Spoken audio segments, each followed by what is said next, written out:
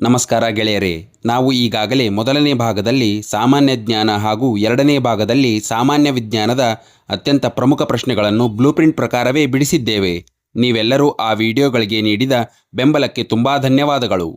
ಇಂದಿನ ಈ ಭಾಗ 3ರ ವಿಡಿಯೋದಲ್ಲಿ ಪರೀಕ್ಷೆಯ ದೃಷ್ಟಿಯಿಂದ ಅತಿ ಹೆಚ್ಚು ಅಂಕಗಳನ್ನು ತಂದುಕೊಡುವ ಭೂಗೋಳಶಾಸ್ತ್ರದ ವಿಷಯದ 15 ಅತ್ಯಂತ ಕಠಿಣ ಮತ್ತು ಪ್ರಮುಖ ಪ್ರಶ್ನೆಗಳನ್ನು ತಂದಿದ್ದೇನೆ.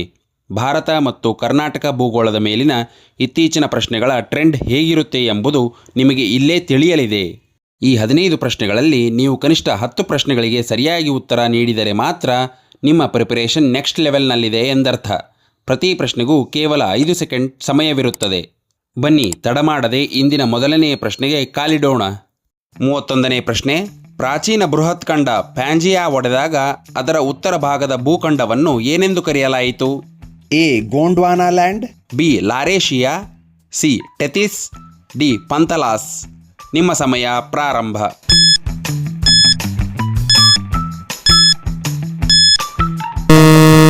ಸರಿಯಾದ ಉತ್ತರ ಆಪ್ಷನ್ ಬಿ, ಲಾರೇಶಿಯಾ.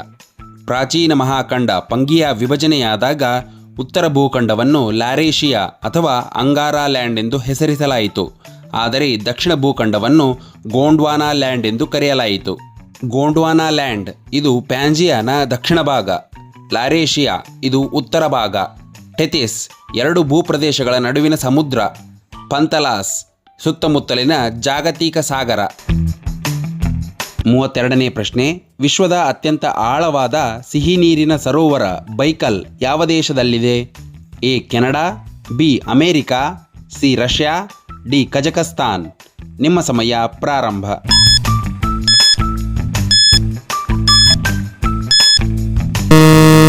ಸರಿಯಾದ ಉತ್ತರ ಆಪ್ಷನ್ ಸಿ, ರಷ್ಯಾ. ಬೈಕಲ್ ಸರೋವರವು ರಷ್ಯಾದ ಸೈಬೇರಿಯಾ ಪ್ರದೇಶದಲ್ಲಿದೆ. ಇದು ವಿಶ್ವದ ಅತ್ಯಂತ ಆಳವಾದ ಮತ್ತು ಅತ್ಯಂತ ಹಳೆಯ ಸಿಹಿ ನೀರಿನ ಸರೋವರವಾಗಿದೆ. ಇದು ಭೂಮಿಯ ಮೇಲಿನ ಒಟ್ಟು ಸಿಹಿ ನೀರಿನ ಸುಮಾರು 20ರಷ್ಟನ್ನು ಹೊಂದಿದೆ. 33ನೇ ಪ್ರಶ್ನೆ. ಭಾರತದಲ್ಲಿ ಅತ್ಯಂತ ಉದ್ದವಾದ ಕರಾವಳಿ ತೀರ ಹೊಂದಿರುವ ಕೇಂದ್ರಾಡಳಿತ ಪ್ರದೇಶ ಯಾವುದು? A. Puducherry, B. Lakshadweep, C. Andaman ಮತ್ತು ನಿಕೋಬಾರ್ ದ್ವೀಪಗಳು, ಡಿ. ದಮನ್ ಮತ್ತು ದಿಯು. ನಿಮ್ಮ ಸಮಯ ಪ್ರಾರಂಭ.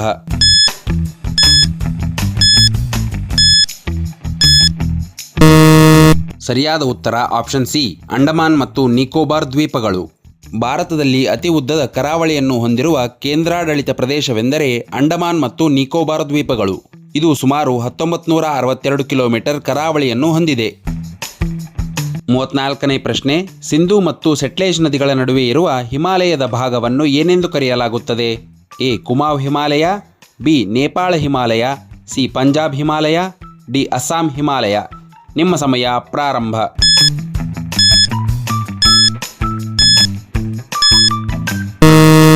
ಸರಿಯಾದ ಉತ್ತರ ಆಪ್ಷನ್ ಸಿ, ಪಂಜಾಬ್ ಹಿಮಾಲಯ. ಪಂಜಾಬ್ ಹಿಮಾಲಯ ಸಿಂಧೂ ಮತ್ತು ಸಟ್ಲೇಜ್ ನದಿಗಳ ನಡುವಿನ ಭಾಗ. ಇದನ್ನು ಕಾಶ್ಮೀರ ಮತ್ತು ಹಿಮಾಚಲ ಹಿಮಾಲಯ ಎಂದು ಕರೆಯುತ್ತಾರೆ. ಕುಮಾವ್ ಹಿಮಾಲಯ ಸಟ್ಲೇಜ್ ಮತ್ತು ಕಾಳಿ ನದಿಗಳ ನಡುವಿನ ಭಾಗ.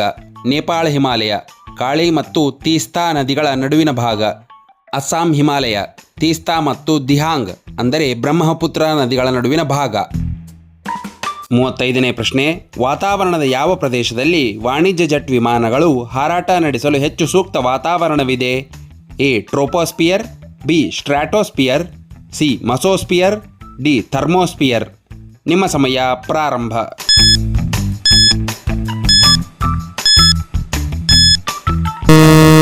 ಸರಿಯಾದ ಉತ್ತರ ಆಪ್ಷನ್ ಬಿ, ಸ್ಟ್ರಾಟೋಸ್ಪಿಯರ್.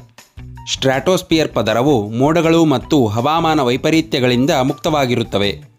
ಇಲ್ಲಿ ಗಾಳಿಯು ಶಾಂತವಾಗಿರುವುದರಿಂದ ಮತ್ತು ಮಳೆಯಾಗಲಿ ಅಥವಾ ಬಿರುಗಾಳಿಯಾಗಲಿ ಇಲ್ಲದಿರುವುದರಿಂದ ಜೆಟ್ ವಿಮಾನಗಳು ಸುಲಭವಾಗಿ ಮತ್ತು ಸುರಕ್ಷಿತವಾಗಿ ಹಾರಬಹುದು. 36ನೇ ಪ್ರಶ್ನೆ. ಭಾರತದ ಏಕೈಕ ಸಕ್ರಿಯ ಜ್ವಾಲಾಮುಖಿ ಇರುವ ಬ್ಯಾರನ್ ದ್ವೀಪ ಎಲ್ಲಿದೆ? ಎ. ಅರೇಬಿಯನ್ ಸಮುದ್ರ, ಬಿ. ಮನ್ನಾರ್ ಕೊಲ್ಲಿ, ಸಿ. ಅಂಡಮಾನ್ ಸಮುದ್ರ, ಡಿ. ಕಚ್ ಕೊಲ್ಲಿ.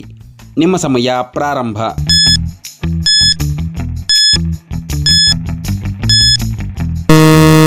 ಸರಿಯಾದ ಉತ್ತರ ಆಪ್ಷನ್ ಸಿ, ಅಂಡಮಾನ್ ಸಮುದ್ರ. ಬ್ಯಾರನ್ ದ್ವೀಪ ಇದು ಭಾರತದ ಏಕೈಕ ಸಕ್ರಿಯ ಜ್ವಾಲಾಮುಖಿಯಾಗಿದೆ. ಇದು ಅಂಡಮಾನ್ ಮತ್ತು ನಿಕೋಬಾರ್ ದ್ವೀಪಗಳ ರಾಜಧಾನಿಯಾದ ಪೋರ್ಟ್ ಬ್ಲೇರ್ನಿಂದ ಈಶಾನ್ಯಕ್ಕೆ ಸುಮಾರು 135 ಕಿಲೋಮೀಟರ್ ದೂರದಲ್ಲಿರುವ ಅಂಡಮಾನ್ ಸಮುದ್ರದಲ್ಲಿದೆ. 37ನೇ ಪ್ರಶ್ನೆ, ಭೂಮಧ್ಯ ರೇಖೆಯನ್ನು 2 ಬಾರಿ ದಾಟುವ ಆಫ್ರಿಕಾದ ಪ್ರಮುಖ ನದಿ ಯಾವುದು? ಎ ನೈಲ್ ನದಿ, ಬಿ ನೈಜರ್ ನದಿ, ಸಿ ಕಾಂಗೋ ನದಿ, ಡಿ ಜಾಂಬೇಜಿ ನದಿ. ನಿಮ್ಮ ಸಮಯ ಪ್ರಾರಂಭ.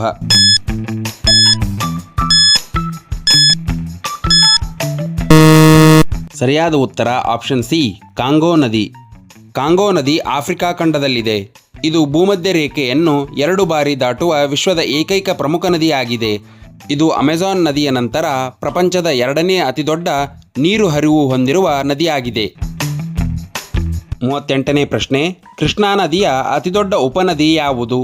A Bhima, B Tungabhadra, C Ghataprabha, D Malaprabha. ನಿಮ್ಮ ಸಮಯ ಪ್ರಾರಂಭ.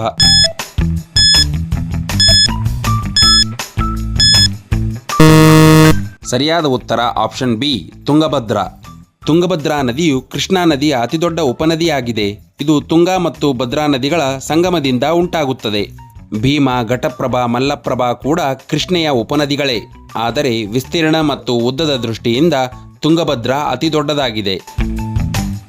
39ನೇ ಪ್ರಶ್ನೆ, ಕರ್ನಾಟಕದ ನಂದಿ ಬೆಟ್ಟದಲ್ಲಿ ಉಗಮಿಸಿ ತಮಿಳುನಾಡಿನ ಮೂಲಕ ಹಾದು ಬಂಗಾಳ ಕೊಲ್ಲಿ ಸೇರುವ ನದಿ ಯಾವುದು? A Kaveri, B Palar, C Pennar, D Sharavathi. ನಿಮ್ಮ ಸಮಯ ಪ್ರಾರಂಭ.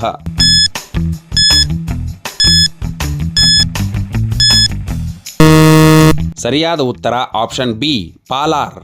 ಕಾವೇರಿ ಕೊಡಗಿನ ತಲಕಾವೇರಿಯಲ್ಲಿ ಹುಟ್ಟುತ್ತದೆ. ಪಾಲಾರ್ ನಂದಿ ಬೆಟ್ಟಗಳಲ್ಲಿ ಹುಟ್ಟಿ ಕೋಲಾರ್ ಮತ್ತು ತಮಿಳುನಾಡಿನ ಮೂಲಕ ಬಂಗಾಳ ಕೊಲ್ಲಿಗೆ ಹರಿಯುತ್ತದೆ. ಪೆನ್ನಾರ್ ಚನ್ನಕೇಶವ ಬೆಟ್ಟದ ಶ್ರೇಣಿಯಲ್ಲಿ ಹುಟ್ಟಿಕೊಂಡರೂ ನೆಲ್ಲೂರಿನಲ್ಲಿ ಉತ್ತರದ ಸಮುದ್ರಕ್ಕೆ ಹರಿಯುತ್ತದೆ. ಶರಾವತಿ ಆಮ್ತಿ ಘಾಟ್ನಲ್ಲಿ ಹುಟ್ಟಿ ಪಶ್ಚಿಮಕ್ಕೆ ಅರಬ್ಬಿ ಸಮುದ್ರಕ್ಕೆ ಹರಿಯುತ್ತದೆ. 40ನೇ ಪ್ರಶ್ನೆ, ವಿಶ್ವದಲ್ಲೇ ಅತ್ಯಂತ ಎತ್ತರವಾದ ಉಬ್ಬರವಿಳಿತಗಳು ಹೈಟೈಡ್ಸ್ ದಾಖಲಾಗುವ ಫಂಡಿ ಕೊಲ್ಲಿ ಬೇ ಆಫ್ ಫಂಡಿ ಎಲ್ಲಿದೆ? A Norway, B Canada, C New Zealand, D Japan. ನಿಮ್ಮ ಸಮಯ ಪ್ರಾರಂಭ.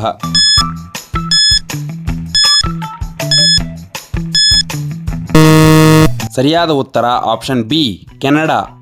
ಫಂಡಿ ಕೊಲ್ಲಿಯು ಉತ್ತರ ಅಮೆರಿಕಾದ ಅಟ್ಲಾಂಟಿಕ್ ಕರಾವಳಿಯಲ್ಲಿದೆ. ಇದು ಕೆನಡಾ ಪ್ರಾಂತ್ಯಗಳಾದ ನ್ಯೂ ಬನ್ಸ್ವಿಕ್ ಮತ್ತು ನೋವಾ ಸ್ಕಾಟಿಯಾ ನಡುವೆ ಇದೆ ಮತ್ತು ಇದು ವಿಶ್ವದ ಅತಿ ಎತ್ತರದ ಉಬ್ಬರವಿಳಿತದ ಶ್ರೇಣಿಯನ್ನು ಹೊಂದಿದೆ ಎಂದು ಪ್ರಸಿದ್ಧವಾಗಿದೆ. ಉಬ್ಬರವಿಳಿತದ ವ್ಯಾಪ್ತಿ 16 ಮೀಟರ್ ಅಂದರೆ 52 ಅಡಿವರೆಗೆ ತಲುಪುತ್ತದೆ.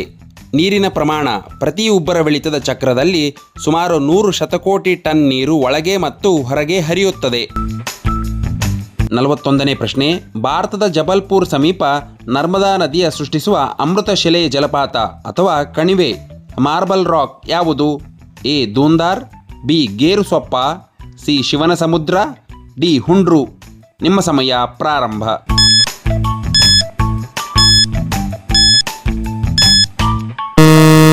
ಸರಿಯಾದ ಉತ್ತರ ಆಪ್ಷನ್ ಎ ದೂಂದಾರ್. ಜಬಲ್ಪುರ್ ಬಳಿಯ ನರ್ಮದಾ ನದಿಯ ಅಮೃತಶಿಲೆಯ ಬಂಡೆಗಳ ಮೂಲಕ ಹರಿಯುತ್ತದೆ ಮತ್ತು ಕೆಳಗೆ ಧುಮುಕುತ್ತದೆ. ಇದು ದೂಂದಾರ್ ಜಲಪಾತ ಎಂದು ಕರೆಯಲ್ಪಡುವ ಪ್ರಸಿದ್ಧ ಹೊಗೆಯಂತಹ ಜಲಪಾತವನ್ನು ರೂಪಿಸುತ್ತದೆ.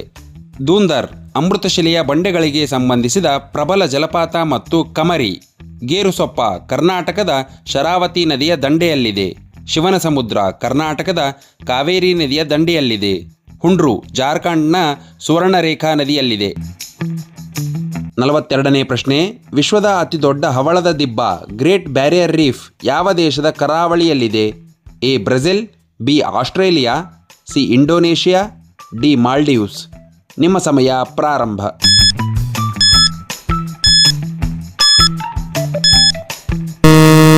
ಸರಿಯಾದ ಉತ್ತರ option B Australia. Great barrier reef ಆಸ್ಟ್ರೇಲಿಯಾದ ಕ್ವೀನ್ಸ್ಲ್ಯಾಂಡ್ ಕರಾವಳಿಯಲ್ಲಿದೆ. ಇದು ವಿಶ್ವದ ಅತ್ಯಂತ ದೊಡ್ಡ ಹವಳದ ದಿಬ್ಬದ ವ್ಯವಸ್ಥೆಯಾಗಿದೆ. ಇದನ್ನು ಯುನೆಸ್ಕೋ ವಿಶ್ವ ಪಾರಂಪರಿಕ ತಾಣ ಎಂದು ಘೋಷಿಸಿದೆ. 43ನೇ ಪ್ರಶ್ನೆ, ಭಾರತೀಯ ಪ್ರಾಮಾಣಿತ ಸಮಯ 82.5 ಡಿಗ್ರಿ ಪೂರ್ವ ರೇಖಾಂಶವು ಎಷ್ಟು ರಾಜ್ಯಗಳ ಮೂಲಕ ಹಾದು ಹೋಗುತ್ತದೆ? A 4, B 5, C 6, D 7. ನಿಮ್ಮ ಸಮಯ ಪ್ರಾರಂಭ.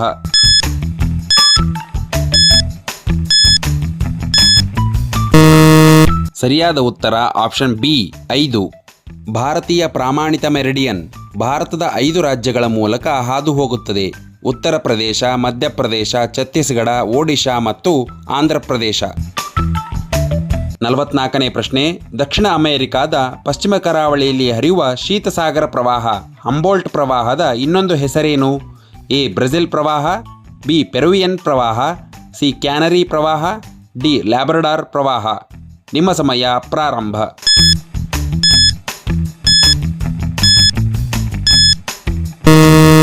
ಸರಿಯಾದ ಉತ್ತರ ಆಪ್ಷನ್ ಬಿ, ಪೆರುವಿಯನ್ ಪ್ರವಾಹ. ಹಂಬೋಲ್ಟ್ ಪ್ರವಾಹ, ಇದನ್ನು ಪೆರುವಿಯನ್ ಪ್ರವಾಹ ಎಂದೂ ಕರೆಯುತ್ತಾರೆ. ಇದು ದಕ್ಷಿಣ ಅಮೆರಿಕಾದ ಪಶ್ಚಿಮ ಕರಾವಳಿಯುದ್ದಕ್ಕೂ ವಾಯುವ್ಯಕ್ಕೆ ಹರಿಯುವ ತಂಪಾದ ಕಡಿಮೆ ಲವಣಾಂಶದ ಸಾಗರ ಪ್ರವಾಹವಾಗಿದೆ. ಬ್ರೆಜಿಲ್ ಪ್ರವಾಹ ದಕ್ಷಿಣ ಅಟ್ಲಾಂಟಿಕ್ನಲ್ಲಿ ಬೆಚ್ಚಗಿನ ಪ್ರವಾಹ. ಕ್ಯಾನರಿ ಪ್ರವಾಹ ಉತ್ತರ ಅಟ್ಲಾಂಟಿಕ್ನಲ್ಲಿ ಶೀತ ಪ್ರವಾಹ. ಲ್ಯಾಬ್ರಡಾರ್ ಪ್ರವಾಹ ಉತ್ತರ ಅಟ್ಲಾಂಟಿಕ್ನಲ್ಲಿ ಶೀತ ಪ್ರವಾಹ. 45ನೇ ಪ್ರಶ್ನೆ. ಭಾರತದಲ್ಲಿ ಗರಿಷ್ಠ ಸಂಖ್ಯೆಯ ಇತರ ರಾಜ್ಯಗಳೊಂದಿಗೆ ಗಡಿ ಹಂಚಿಕೊಂಡಿರುವ ರಾಜ್ಯ ಯಾವುದು? A. Madhya Pradesh, B. Rajasthan, C. Uttar Pradesh, D. Maharashtra. ನಿಮ್ಮ ಸಮಯ ಪ್ರಾರಂಭ.